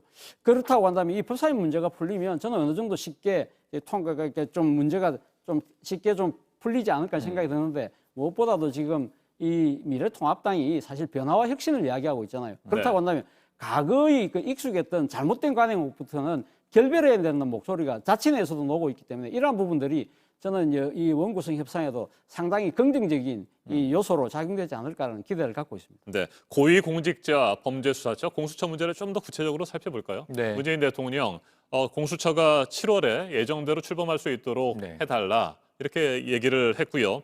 그래서 인사청문회법 처리를 당부를 했는데 이와 관련해서 네. 주호영 원내대표, 미래통합당 주호영 원내대표는 대통령 특별감찰관 얘기를 꺼냈어요. 네, 이거 맞습니다. 어떻게 봐야 이게 됩니까? 지금 어제 바로 이 공수처 관련 대목이 가장 대통령과 여야의 시각이 엇갈린 네. 대목입니다. 사실은 풀리기 어렵겠다 하는 이 관측까지도 나오는 대목이거든요. 그러니까 말씀하신 그대로 대통령의 주문이 있었고 네. 이 공수처의 설치 문제도 이미 처리된 법안이니까 이제 하위 부수 법령들도 손봐야 됩니다. 그렇지 않으면 뭐 향후 2년 동안 전산 기록도 조회해 볼 수 없는 상황에서 뭐 수작업을 할 수밖에 없지 않느냐. 공수처가 그러면 사실상 수사 기관의 기능을 하겠느냐 이런 우려들이 나오고 있는데 21대 초반에 그럼 지금 민생 법안들 네. 정부가 요구하는 3차 추경 있죠. 30조 플러스 알파의 뭐 굉장히 막대한 우리나라 헌정사상 초유의 프로젝트가 있고요. 그 외에 코로나19 국난 극복을 위한 민생 법안들이 줄줄이 있는데 문제는 여기에 이제 정부 입장에서는 전략적 개혁이 공수처에 있단 말이죠.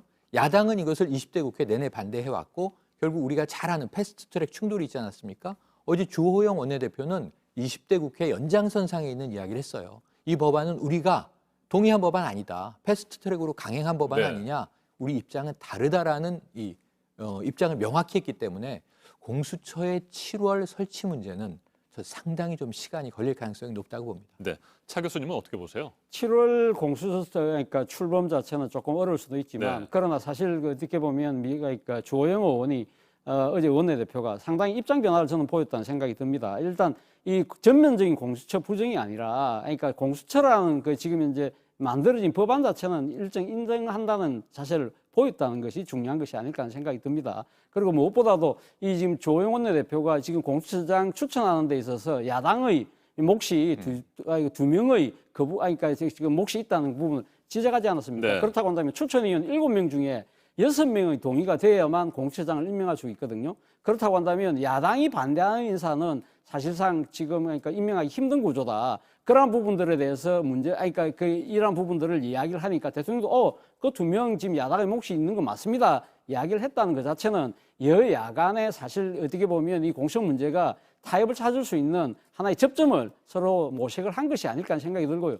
결국은 지금 공수처장 그 임명과 관련해서는 지금 이 청문회법 관련 부분인데 그건 사실 어떻게 보면 격가지거든요. 그거는 뭐 저는 충분히 합의가 가능하지 않을까. 단 시간이 조금 걸리겠죠. 네.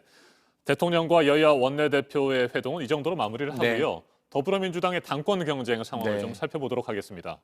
이낙연 전 국무총리 당권 도전에 나설 모양입니다. 이게 뭐 네. 확실시 됩니다. 사실상 선언을 했다 이렇게 보여지고요. 이제 8월에 이해찬 대표의 임기가 끝나면 사실 이해찬 대표는 상당한 성과를 거둔 이제 여당 대표로 기록되게 됐습니다. 그럼 이제 그 다음 주자의 어깨가 무겁거든요. 이해찬 대표의 리더십을 뛰어넘어서 네. 다음 대권에서 또 승기를 잡아야 되고. 그런데 지금 이낙연 이제 지금은 코로나19 국난 극복 위원장인데 지금 이 경우에는 가장 유력한 차기 대선 주자잖아요. 네. 그러니까 과거에 당권 대권 분리냐, 당권 잡고 대권이냐. 지금 문재인 대통령은 당권 잡고 대권 갔습니다. 왜 그러냐면 이 정치적인 경력이 짧았어요. 그래서 리더십 문제에 계속 도전을 받았고 그래서 이제 2012년 대선에서 패했던 것에 대해서 권력 의지가 부족한 것 아니냐. 근데 이제 문재인 대통령이 당시에 야당 대표로 네. 권력 의지를 표출하고 정말 다른 모습으로 전환되는 기점이 당권을 잡았던 그 시점이거든요. 그때 오히려 이 안철수 의원 등 또 박지원 의원을 포함해서 국민의당이 만들어지는 구국민의당이죠. 이 탈당이 이제 이어지기도 했습니다. 비문 그룹들은 다 나가버렸고요. 자, 이런 상황에서 지금 이제 이낙연 위원장이 당권을 잡는다. 대권 주자다. 이거 명백하게 일단은 한시적 당권이에요. 네. 6개월밖에 못 가요. 내년 3월에는 당권을 내려놔야 됩니다. 그럼 이러한 이제 좀 여러 가지 복잡한 상황을 감안해서라도 간다는 건 당내 입지, 조직적인 입지를 구축하기 위한 일환으로 우리가 해석할 수밖에 없고요. 더 중요한 것은 이제 다른 친문 그룹을 필두로 한 다른 당내 세력들의 네. 지금 이제 움직임입니다. 그것을 지지하고 응원할 것이냐, 아니면 비토할 것이냐. 여기에 사실은 이낙연 위원장의 향후의 향방이 놓여져 있다고 봅니다. 네, 그러니까 대선으로 직행하기보다는 일단 당내 기반을 먼저 다지겠다. 네. 뭐 이런 계획이라고 봐야 되겠죠. 예, 본인은 뭐 대권 플랜에 있어서 가장 중요한 것이 당내의 조직을 어떻게 장악하느냐 문제가 사실 발등에 불이라는 측면이 분명히 있죠. 그렇기 때문에 아무래도 그러니까 지금 당권을 잡고 난 뒤에 그러니까 조직을 다지고 난 뒤에 가야 되겠다는 생각도 분명히 했을 것 같고요. 또 그에 못지않게 중요한 부분이 사실은 지금 코로나19 사태라는 겁니다. 코로나19 사태에서 거대 여당의 역할이 상당히 중요하잖아요. 그렇다고 한다면 본인이 이번 총선 과정에서 상당히 여당의 그러니까 지금 선대위원장으로서 역할을 했다고 한다면 이에 따른 정치적 책임, 그러니까 지금 후속 대책인 이 코로나19 사태에 대한 여러 가지 그러니까 피해 최소화 극복 방안 이 부분을 내가 진두지휘를 통해서 나의 정치적인 그 존재와 역할 이런 걸 가시하겠다는 생각도 분명히 깔려 있는 것 같고요. 그리고 현실적으로 사실 7개월짜리 그러니까 당권이지만 사실 가장 큰 걸림돌이 7개월 때 당대표가 물러나면 다른 지도부까지 다 같이 물러나야 된다는 당헌이 있는데 이 부분에 대해서 상당히 유연한 해석들이 지금 당내에 나온다는 겁니다. 그렇기 때문에 자신만 물러난다 하더라도 기존의 다른 그러니까 최고위원들은 안 물러나도 된다는 당내 해석들이 나오면서 거기에 대한 정치적 부담도 상당히 줄었기 때문에 아무래도 당권에 도전할 수 있는 여러 가지 그러니까 지금 정치적 기회가 좀 더 열린 것이 아닐까 하는 생각이 듭니다. 네, 끝으로 미래통합당의 상황도 잠깐 살펴보도록 하겠습니다. 우여곡절 끝에 김종인 비대위가 결국 출범을 했습니다. 드디어. 김종인 위원장 과감한 쇄신과 혁신을 예고하고 있는데 어떻게 전망하세요? 짧게 한번 볼까요? 진통이 컸던 만큼 사실은 이제 뭐 절치부심 준비했던 김종인 위원장이 어쩌면 한국 정치에 있어서의 마지막 플랜이 다 쏟아져 나올 것 같습니다. 이게 경제민주화 이미지로 이제 본인의 이 혁신 이미지를 굳혀왔는데 보수지만 경제민주화. 박근혜 대통령 대선 후보 시절에는 관철시키기도 했어요. 정책으로 이제 성과를 내지 못했습니다. 근데 그거보다 한 발 더 앞선 더 혁신적인 정책 개발만이 살 길이다. 그럼 어찌 보면은 전통적인 지지층이 깜짝 놀라고 너무 좌클릭하는 거 아니야? 이런 정책들을 내놓을 수 있어요. 하지만 중도 범연 확대를 위해서는 불가피한 이 정책적인 이제 노선이고 저는 상당히 좀 혁신적인 새로운 희망들을 보수 측에서 만들어낼 가능성은 높아졌다. 좀 긍정적으로 봅니다. 네, 차 교수님, 김종인 비대위 성공할 수 있을까요? 뭐 지금 여의도 짜르라고 불리지 않습니까? 네. 사실 김종인 그러니까 비대위원장이 제가 생각했을 때 일단 세 가지를 아마 지금 상당히 좀 혁신적인 모습을 보여주고 있는 것 같아요. 첫 번째는 원보이스입니다. 그러니까 지금 비대위원들이 공개적인 목소리를 노출하는 걸 상당히 줄임으로써 하나의 목소리를 내면서 단결된 모습을 보이겠다는 거고요. 두 번째는 파격적인 인사인데요. 원외 인사로 이제 되는 김선동 의원을 당 사무총장으로 임명했어요. 이런 부분들이 상당히 좀 놀라운 변화다. 그리고 가장 중요한 변화는 결국 당의 노선과 그러니까 지금 그 정체성이겠죠. 이러한 부분들 사회적 약자와의 동행이라는데 지금 이래 방점을 찍고 있다는 겁니다. 그렇다고 한다면 자신의 정치적 트레이드 마크인 이 소위 말하는 경제 민주화를 사실 이 보수 야당에 상당히 심어서 새로운 하나의 노선과 가치를 정립할 것으로 보입니다. 문제는 이 안에서의 당내의 여러 가지 반발을 어떻게 무마할 것이냐의 부분인데 그것은 결국은 민심의 지지를 얼만큼 얻느냐에 따라서 이 승부가 달려 있지 않나 하는 생각이 듭니다. 네, 여야 각 당의 움직임이 굉장히 분주한데 내일부터 임기가 시작되는 21대 국회 기대해 보겠습니다. 네, 오늘 맞짱 토론 여기에서 마무리하겠습니다. 차재원 부산가톨릭대 특임 교수, 최영일 시사평론가와 함께했습니다. 토론 잘 들었습니다. 감사합니다. 고맙습니다. 감사합니다. 지난 4.15 총선의 투개표 과정을 둘러싼 조작 의혹이 이어지자 중앙선거관리위원회가 어제 투표부터 개표까지의 모든 과정을 공개적으로 시연했습니다. 안지영 기자가 보도합니다. 선거 조작을 의심하는 쪽에선 사전투표 용지, 그중에서도 QR코드를 의심해왔습니다. 이걸로 개인정보를 유출해 결과를 조작할 수 있었던 겁니다. 그러자 선관위가 QR코드의 내용을 모두 공개했습니다. 사전 투표용지를 이렇게 받아보시면 후보자와 정당 투표용지 모두 아랫부분에 이처럼 QR코드가 있습니다. 이 QR코드는 특수한 리더기가 아니더라도 읽을 수 있다고 하는데요. 제가 한번 직접 이렇게 읽어보니까 31개의 숫자가 나오는데 이 순서대로 선거명, 선거구명, 관할 선관위명 그리고 투표용지의 일련 번호가 나옵니다. 개인정보가 들어갈 자리가 없습니다. 또 다른 주장은 투표 분류기를 통해 정보가 유출된다는 것이었습니다. 하지만 기계를 분해해보니 내장돼 있는 노트북엔 외부와 연결을 위한 장비, 랜카드가 없었습니다. 그 밖에도 사전선거에서 후보 간 득표율이 비슷한 격차를 보인 데 대해서도 해명했습니다. 필요한 부분 점수만 가지고도 뭐 그런 주장을 하시더라고요. 오히려 통계로 왜곡하는 거 아닌가라는 생각이 들고요. 특히 중국 해커 개입 의혹에 대해선 오히려 증거를 달라고도 했습니다. 해킹을 했다라고 의혹만 주장하지 마시고 근거를 가지고 오셔가지고 명확하게 주장을 하신다 그러면 선관위는 1,000명이 투표한 걸로 가정해 전 과정을 시연했습니다. JTBC 안지연입니다. 선거관리위원회가 이처럼 공개 시험까지 했지만 선거 조작을 믿는 쪽은 변함이 없습니다. 미래통합당 민경욱 의원은 자신에게 문제의 투표용지를 건네준 제보자를 공개하는 것으로 대응했는데 이 제보자도 투표용지를 얻게 된 과정을 명쾌하게 설명하지 못했습니다. 유한울 기자입니다. 민경욱 의원이 흔들었다 검찰 조사를 받게 된 빈 투표용지 6장. 이 용지를 건넸던 개표 참관인이 국회 회견장에 섰습니다. 구리시 체육관 개표소에서 문제를 제기했다가 쫓겨났고 교문동 투표함과 인창동 투표함 박스에서 2가지 색깔로 된 투표용지가 나온 것을 발견하게 됐었습니다. 그 뒤 누군가가 투표용지를 줬단 겁니다. 저한테 의혹이 있으니 이것도 신고를 하세요 하고 주셨던 투표용지가 민경욱 의원님한테 전달하게 된 동기입니다. 하지만 그게 누군지는 모르겠다고 했습니다. 제가 평소에 알던 사람이 아니기 때문에 결국 선관위가 가방에 챙겨둔 투표용지가 자신의 손에 들어온 과정을 명쾌하게 설명하진 못한 겁니다. 보수 유튜버는 이 제보자를 칭찬했습니다.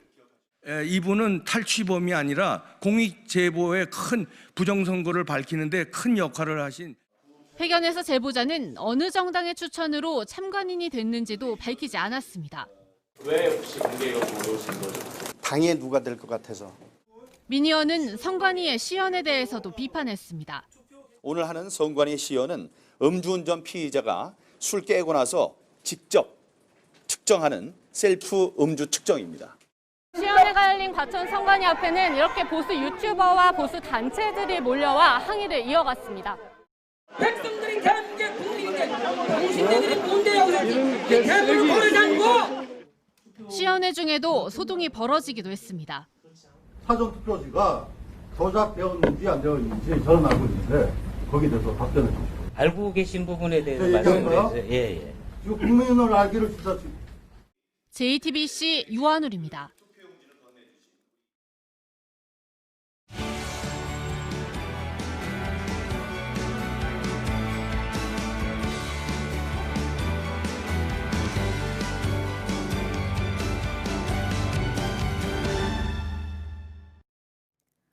네, 금요일 아침 8시 5분 지나고 있습니다. 현대중공업에서 일을 하다 목숨을 잃은 또 다른 노동자를 오늘은 또 얘기를 해보려고 합니다. 이곳 현장에서의 관행이 또 하나 드러났는데요. 이 노동자가 사고를 당한 날 작업 일지를 보니까 작업을 잘 마쳤다는 고인의 서명이 들어가 있었습니다. 다른 사람이 임의로 서명을 한 것이었습니다. 구석찬 기자입니다. 엉금엉금 기어야 겨우 지나갈 수 있는 좁은 통로. 현대중공업이 정비 중인 잠수함 내부입니다. 지난달 16일 여기서 일하던 45살 김민수 씨가 갑작스레 닫힌 철문에 끼었습니다. 열흘 동안 사경을 헤매다 숨졌습니다. 그런데 사고 당일 작업 일지엔 김 씨가 작업을 잘 마쳤다고 직접 서명한 것으로 돼 있습니다. 앞뒤가 맞지 않는 상황에 담당 팀장이 사실을 털어놓습니다. 작업 전, 작업 후에 다 미리 해놓으셨다. 임의로 그거는 사인을 해놓은 겁니다. 누가 한 겁니까? 팀장이 했는 겁니다. 이 같은 조작이 관행이라고도 했습니다. 근데 뭐 그전에도 사인이 다 안 됐거든요. 그냥 그게 작업 임무를 그냥 둬서 그러니 그냥 그래서 뭐 임의적으로 사인을 했는 거지 뭐. 노조 측은 사측이 받지도 않은 안전교육을 받은 것처럼 꾸몄다고 주장합니다. 이뿐만이 아닙니다. 취재진이 입수한 사측 내부 보고서입니다. 김 씨가 무전기 없이 작업하던 중 동료가 유압식 문을 닫았고 표준 작업 지도서가 없었다고 돼 있습니다. 안전을 지켜줄 작업 지침도 없었던 겁니다. 현대중공업 측은 서류를 조작한 팀장을 정직시키고 안전관리 강화 방안을 마련했다고 밝혔습니다. JTBC 구석찬입니다. 이 고 김민수 씨가 열흘 동안 사경을 헤매다가 결국 세상을 떠난 뒤 2천만 원이 넘는 병원비를 내는 과정에서 유족들이 또 겪은 일도 있습니다. 현대중공업에서 바로 처리를 안 해주고 뒤늦게 병원비를 냈다는 건데 회사 측에서 합의를 압박하기 위해서였다는 게 유족들의 주장입니다. 이어서 김도훈 기자입니다. 지난달 말 장례식을 치르던 김민수 씨 유족들은 병원으로부터 전화 한 통을 받습니다. 김 씨가 숨지기 전까지 있었던 중환자실 비용 2,290만 원을 빨리 내달라는 겁니다. 중공업 측에서 결제를 못 하시겠다고 연락을 주셨거든요. 그게 환자털인데 결제를 못 한다고요? 병원 측도 황당했다고 털어놓습니다. 그 가끔 이렇게 사고가 나면 회사에서 처리를 해주시는데 유족들은 분노했습니다. 너무 기가 막히고 화가 났죠. 자기들도 하루를 빨리 가야 되니까 그런 식으로 이제 일부러 안 좋게 나온 거죠. 사연을 들은 동료가 소셜미디어에 알렸습니다. 회사 내부에 비난이 들끓었습니다. 결국 뒤늦게 사측이 병원비를 대신 내주고 합의가 마무리됐습니다. 그런데 사연을 알린 동료가 징계를 받았습니다. 심할서를 적으면은 징계위원회에 올리지 않고 견책으로 끝내겠다. 근데 심할서를 안 적으면은 징계위원회에 올려서 회부해서 징계를 하겠다라고 이야기를 합니다. 현대중공업 측은 병원비는 유족이 내고 근로복지공단으로부터 돌려받는 게 정상적 절차라고 밝혔습니다. 하지만 배려 차원에서 내줬고 병원비로 합의를 압박하지 않았다고 강조했습니다. 이런 점에서 허위 사실을 퍼뜨린 직원을 징계했을 뿐이라고 설명했습니다. JTBC 김도훈입니다. 19살 청년이 혼자 지하철역 스크린도어에서 작업을 하다가 숨진 게 4년 전이었습니다. 남긴 컵라면 하나가 어떻게 그동안 일을 하고 있었는지 그대로 보여줬었죠. 그런데 그래도 이런 노동자들의 환경이 나아졌다는 소식은 들리지는 않는 것 같습니다. 특히 사고에 대비해서 2명이 함께 근무를 해야 하는 원칙은 여전히 제자리입니다. 정재우 공다솜 기자가 이어서 전해드리겠습니다. 2인 1조가 안 되면 그렇게 들어가서 하지 말아라고 얘기를 하는데 근데 아까 말씀드린 것처럼 인원이 없다 보니까 그거를 장담할 수는 없죠. 지난해 개통한 김포도시철도 10개 역의 전기 관련 정비사가 18명입니다. 2인 1조 근무가 원칙이지만 인력이 부족해 지키긴 어렵습니다. 고압 전류를 다루는 일을 담당자가 아닌 사람이 맡거나 전기하는 사람을 기계 업무 시키고 또 기계하는 사람을 전기 업무를 시키다 보니까 전문가가 아니다 보니까 기계 작업자가 해다가 감전, 사고나 그런 위험이 되게 높고 스크린도어를 관리하는 부서가 화장실 배관 정비도 맡았습니다. 배관을 정비하다 오물이 쏟아지면 직접 치워야 합니다. 첫 차가 오기 전 터널에 통신 장비를 정비하는 부서도 인력이 부족하긴 마찬가지입니다. 지하철 1에서 8호선을 운영하는 서울교통공사의 1km당 담당 인원은 55.9명, 김포도시철도는 9.8명에 불과합니다. 회사 측은 2인 1조를 철저히 지키라고 했는데 직원들이 지키지 않고 있다고 주장했습니다. JTBC 정재우입니다. 9호선 중앙보훈병원역에서 일하는 영무원 A씨는 지하철 선로에 혼자 들어갔습니다. 오전 11시 55분 역 선로에 있는 선로 전환기에 이상이 생겼기 때문입니다. 원래 영무원이 비상 대응을 할 때는 2인 1조가 원칙입니다. 하지만 한 명이 휴가여서 혼자 선로에 들어간 겁니다. A씨는 선로 위에서 15분간 선로 교환기를 직접 조작하며 작업을 했습니다. 스크린도어가 고장나도 제일 먼저 달려가는 건 A씨와 같은 영무원들입니다. 열차가 운행되는 동안 직접 열쇠를 꽂아 스크린도어를 열고 닫습니다.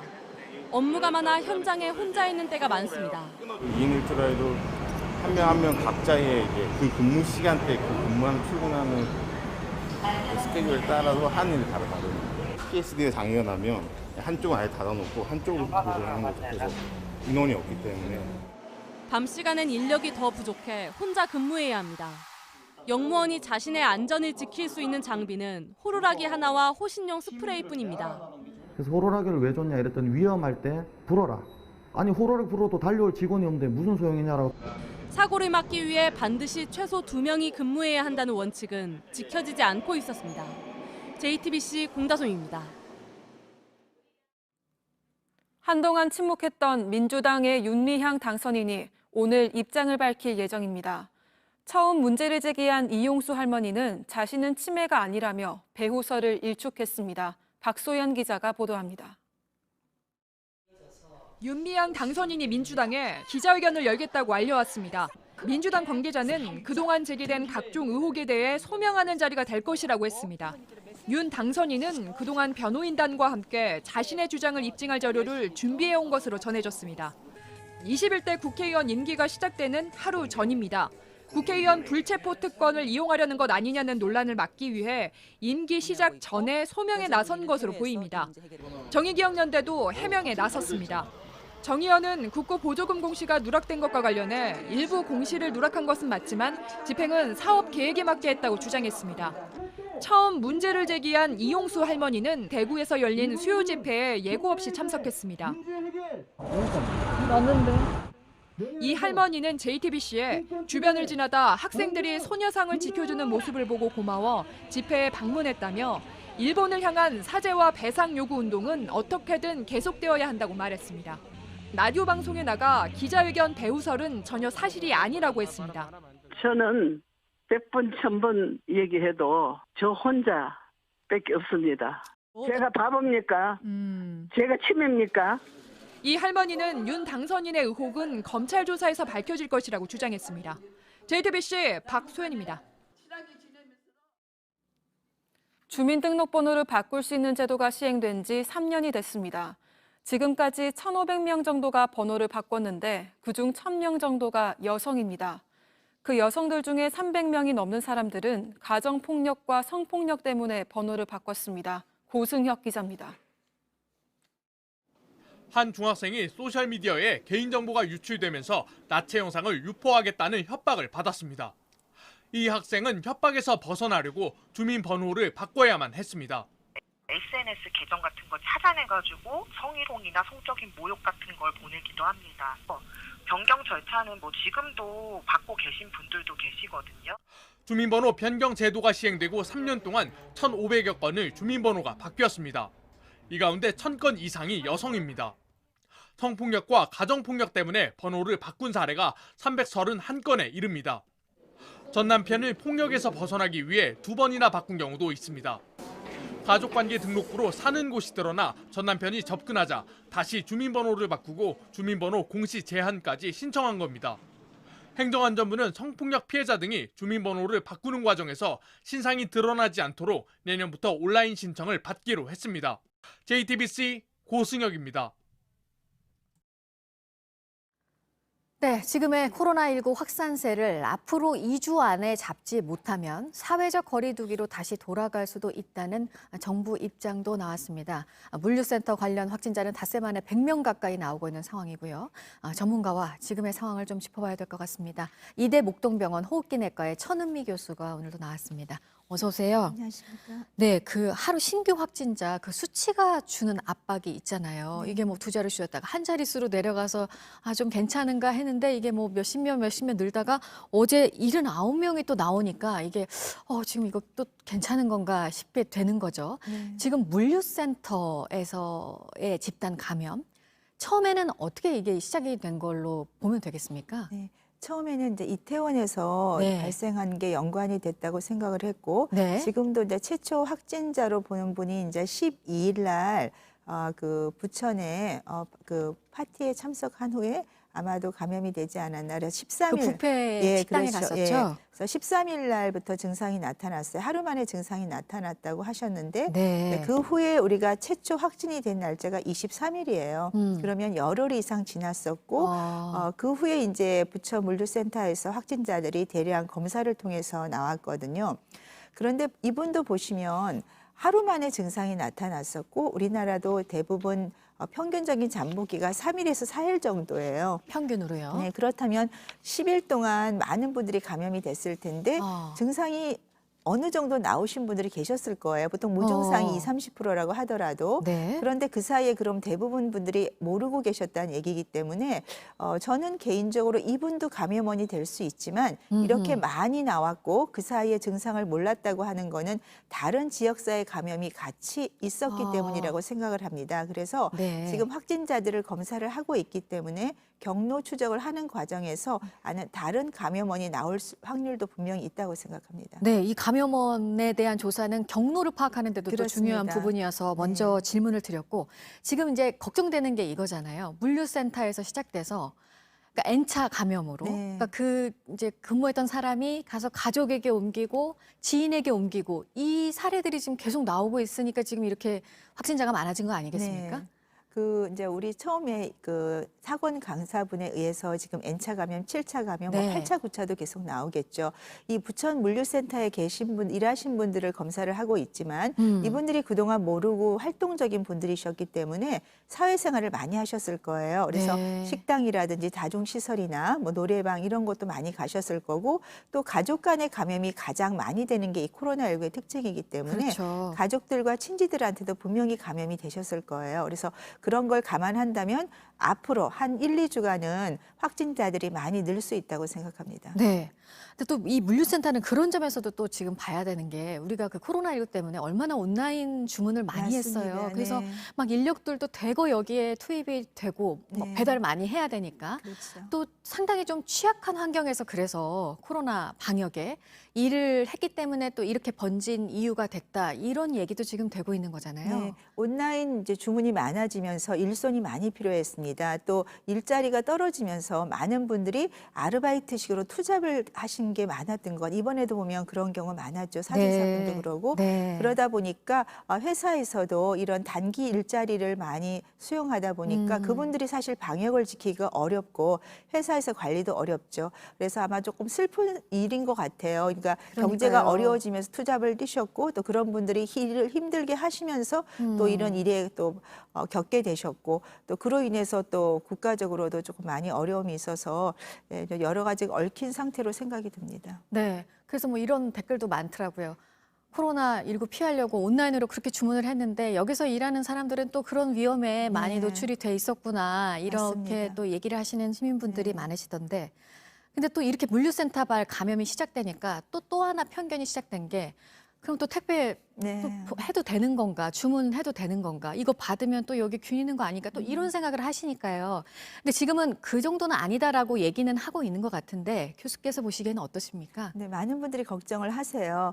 그래서 이제 연구도 했고요. 근데 너무 걱정하실 필요가 없는 게 우리가 이게 바이러스 자체가 아주 생존 기간이 또 닿는 물체마다 좀 달라요. 네. 특히 이런 종이박스 같은 경우는 네. 기본적으로 아주 환경이 좋으면 24시간 정도 생존이 가능하다가 연구고 기본적으로 이것이 살 수 있는 반감기는 한 3, 4시간밖에 안 됩니다. 그렇기 때문에 택배 종이 상자에 묻어있는 바이러스가 살 수 있는 기간은 매우 짧아요.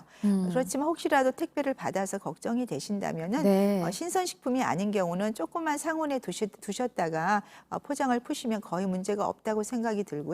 그래서 또 만일에 그래도 걱정이 된다. 그러면 손을 깨끗이 씻으시면 돼요. 그래서 절대로 그런 거에 대해서는 너무 걱정하지 마시고 네. 생활하셔도 될 것 네, 같습니다. 그래서 이제 걱정하지 말라고 해서 뭐 택배는 그런 위험이 낮겠지 하고 생각하고 있었는데 그 작업장에서 직원들이 물류센터 네. 직원들이 썼던 모자, 신발에서 이제 또 바이러스가 나왔다고 하니까 네. 이런 우려들을 또 시민들이 하는 거 아니겠습니까? 네, 그 보고를 보니까 네. 그만큼 가까이서 일을 하셨다는 걸 알 수가 있는 거죠. 우리가 아. 대화를 하거나 그런 과정에서 바이러스가 튀면서 모자에도 묻고 신발에도 묻었다는 건 엄청나게 많은 바이러스들이 떨어졌다는 거죠. 그 입을 통해서. 그렇기 때문에 굉장히 이 환경이 근접한 데서 여러 가지 바이러스가 퍼질 수 있는 상황인 걸 알 수 있었고 또 모자나 신발에 이게 계속 아직도 발견이 된다는 거는 그만한 위생이나 세척 같은 것이 조금 부족했던 게 아닌가, 방역이 부족했다는 생각을 할 수가 있습니다. 네. 지금의 상황이 더 안타까운 이유가 또 있잖아요. 지금 아이들 막 이제 등교해서 학교에 잘 다닐 수 있을까 막 이렇게 걱정을 하던 와중에 또 이렇게 확산세가 퍼지고 있으니까요. 지금 보면은 뭐 제가 아까 앞서도 저희가 소개를 해드렸지만 학원을 통해서 또 강사를 통해서 전염이 되고 가정 내에서도 가족에게 또 전염이 되고 그래서 학생들이 요즘에 지금 확진 판정을 받는 경우가 또 많잖아요. 네. 이제 지금 이제 부천 물류센터도 그렇고 이태원도 그렇고 젊은 분들이 활동 반경이 넓다 보니까 대중교통이나 다중시설, 또 식당 이런 곳을 통해서 감염이 계속되고 있는 거죠. 네. 그래서 하다못해 놀이터에서도 지금 감염이 되는 그러니까요. 거거든요. 네. 그러니까 물체가 닿는 곳에는 다 균이 지금 퍼질 수 있다는 그런 개념. 특히나 이렇게 지하철이나 이런 대중시설이나 대중교통을 통해서 많이 감염이 되고 특히나 플라스틱 같은 손잡이라든지 문고리라든지 이런 곳엔 바이러스가 상당 기간 생존을 할 수가 있거든요. 그러니까 그런 경우에는 우리가 항상 손 세척을 깨끗이 해야 되고 최대한 이렇게 다중시설이나 이 교통, 대중교통을 이용하면 우리가 독감이 6배가 높다는 보고도 있어요. 그 정도로 가능하면 활동 범위를 제한을 하고 일단 마스크는 아무리 답답해도 꼭 쓰고 다녀야 된다는 그러니까 우리가 어떤 식당이라든지 다중시설을 이용하게 되면 그곳에 머무는 시간이 길기 때문에 마스크 착용도 오래 해야 되거든요. 특히 학생 같은 경우는 학교에 있는 이후에는 반드시 학교할 때는 집으로 바로 오고 어떤 PC방, 노래방이라든지 식당 같은 곳은 좀 가능한 안 가는 것이 지금으로서는 꼭 필요한 사항이라고 생각됩니다. 네, 지금 아이들 등교가 지금 2차까지 된 상황이고 앞으로 이제 다음 주, 다다음 주까지 예정이 돼 있는데 이걸 또 그대로 할 수 있을지도 지금 뭐 얘기가 많이 되고 있는 것 같고요. 지금 정부의 입장은 2주 동안 보겠다. 그리고 이게 잡히지 않으면은 다시 예전 체제로 돌아갈 수도 있다. 뭐 하루 뒤 상황도 알 수 없기는 하지만 어떻게 예상하세요? 다른 문제보다 학생들의 안전이 가장 문제가 돼요. 그래서 네. 저는 2주 기다리는 동안에 만일에 조금이라도 확진자가 더 는다면 학교 등교에 대해서는 좀 진지하게 새로운 어떤 사항을 심사숙고해서 발표하는 것이 필요하다고 생각합니다. 알겠습니다. 여기까지 듣도록 하겠습니다. 이대 목동병원의 천은미 교수였습니다. 잘 들었습니다. 네, 남아공을 비롯한 주변 나라들에 있던 우리 교민들이 속속 우리나라로 들어오고 있습니다. 특별기 한 대가 또 현지에서 출발을 했는데요. 다음 달까지 특별기가 운항이 된다고 합니다. 이재승 기자 전해주시죠. 남아공 교민 6명과 모잠비크 교민 9명이 현지 시간 28일 저녁에 요하네스버그 국제공항에서 카타르 항공 특별기 편으로 이륙했습니다. 탑승객은 교민과 외국인을 포함해서 모두 190명인데요. 교민들은 카타르 도하에서 다른 항공편으로 갈아탄 뒤 인천국제공항에는 내일 오후 5시쯤에 도착할 예정입니다. 남아공 교민 중에 세 모녀는 이틀간 차를 타고 1,200km를 이동해서 비행기에 탑승한 것으로 알려졌습니다. 이어서 화재 소식인데요. 어젯밤 11시 11분쯤에 충북 진천의 화장품과 전자재료 소재 제조 공장에서 불이 났습니다. 불은 1시간이 조금 지난 오늘 새벽에 진화됐지만 공장 한 동과 또 기계 설비가 불에 타면서 소방서 추산 14억 3천만 원의 재산 피해가 났습니다.